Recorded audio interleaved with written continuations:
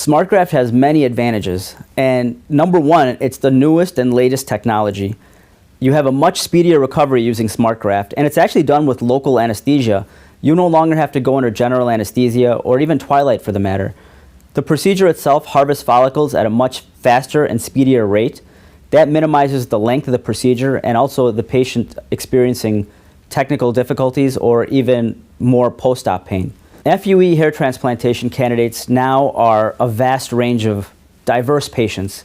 We're using hair follicles from various donor sites, for example, the beard and also the scalp. But we're not just transplanting into the hair and the scalp, we're also reproducing eyebrows or patchy alopecia where women may have bald spots. This allows patients to get back into their normal state of health and their day-to-day routine with a much speedier recovery than the old days. Back in the day, you'd have to do a strip harvest where you would have to do surgical excision. There was a significant amount of downtime. But now with SmartGraft, all that's changed.